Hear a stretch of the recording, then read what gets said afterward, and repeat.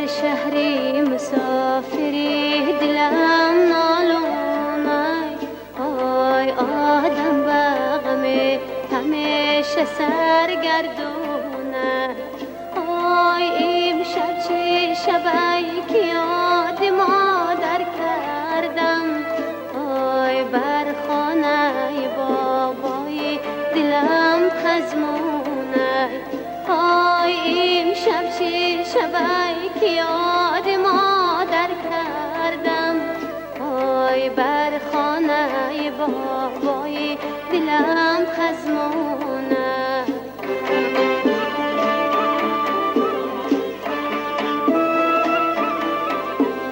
آی هر کسی غریبی به وطن برگردد آی با دشمن خود یارو برادر گردد آی هر قطره آب در نظر دردانه آی هر ذره خاک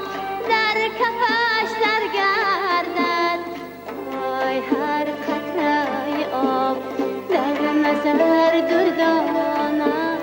آی هر ذره خاک در کفش درگردد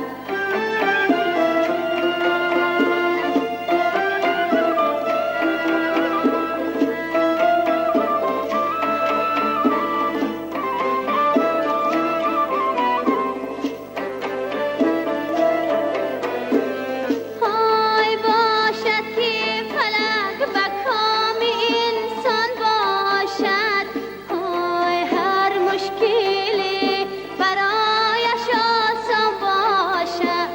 آی یک خاده نانی گندمی از نسجان آی یک کاسه آب از درفشان باشد آی یک پاره نانی گندمی از مسجان آی یک کاسه آب از درفشان باشد آی در شهری مسافری دلم نالونه آی آدم بغمه همیشه سرگردونه آی در شهری مسافری دلم نالونه آی آدم بغمه همیشه سرگردونه